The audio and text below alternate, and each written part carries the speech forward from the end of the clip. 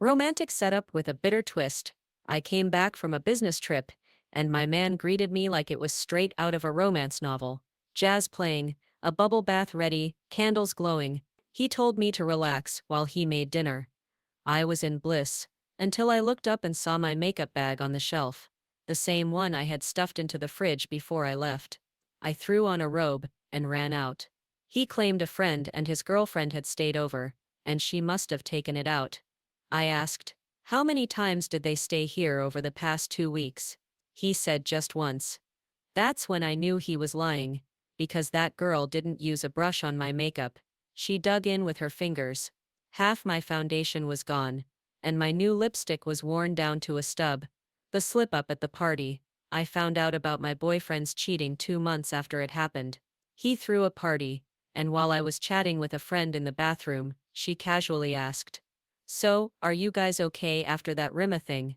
I had no idea what she was talking about. I got her to spill everything, then went back to the party like nothing happened.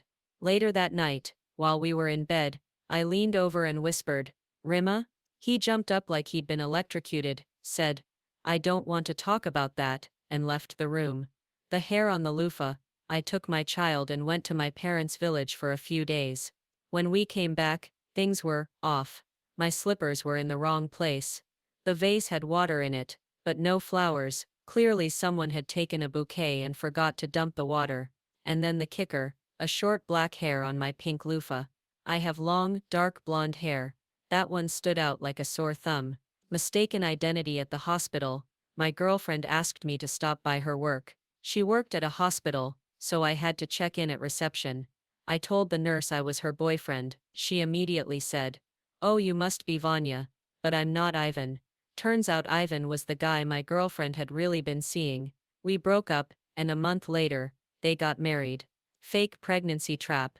I dumped my girlfriend after I found out she kissed another guy. She was devastated, calling me, crying, even showing up at my parents' place. Then she said she was pregnant, and sent a photo of a positive test. I was shocked but told her I wouldn't let her go through it alone.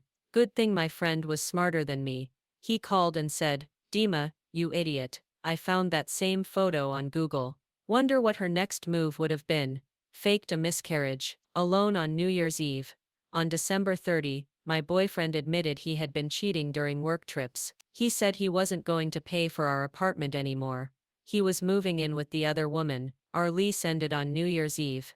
So I was left alone for the holidays. I cried, screamed, then grabbed my bags and went to my parents. I'll always be grateful they didn't ask a thing when I showed up on their doorstep. They just tried to give me a good New Year's. Accidental confession by a child.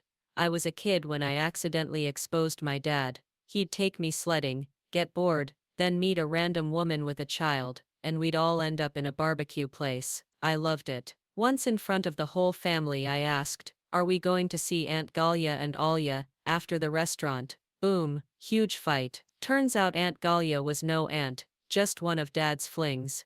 Cheating isn't that bad. Early in our relationship, my boyfriend used to joke, "Cheating isn't the worst thing in a relationship."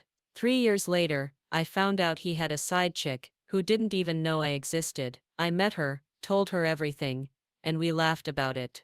We dumped him together, nothing too scary after all. Shopping for tables, shopping for trouble.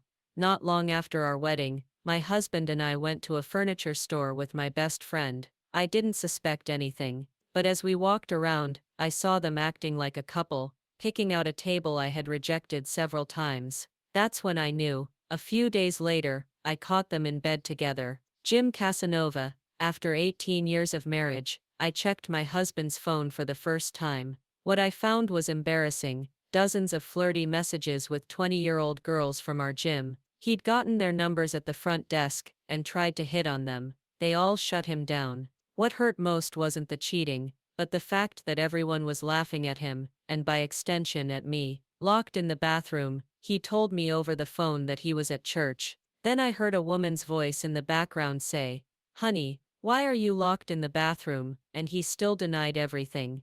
Caught red-handed. We were dating, and I loved coming home to him. If he got home first, he made dinner. If I did, I cooked. One day I felt really sick, and went home early. thinking he'd be asleep, but he was with another woman. I turned on the light, screaming, swearing. I calmly said, "Get out. I want to sleep."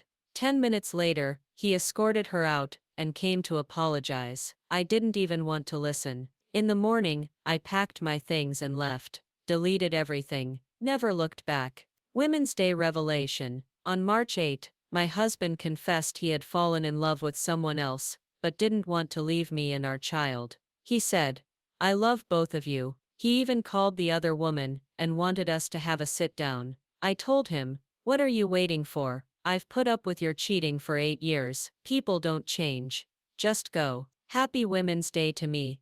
Caught on TV. We were watching TV with the whole family. My uncle and his wife were there too. Suddenly, the screen shows a close-up of my uncle hugging some woman and giving her flowers. My aunt went ballistic. Broke dishes left and right, but they never actually divorced. The forgotten slipper clue. Every day, I'd come home from work happy to see my boyfriend. He always made my favorite dishes, and I'd make his. But one day, I wasn't feeling well, and went home early. I expected to find him napping, but he was with someone else. I turned on the light.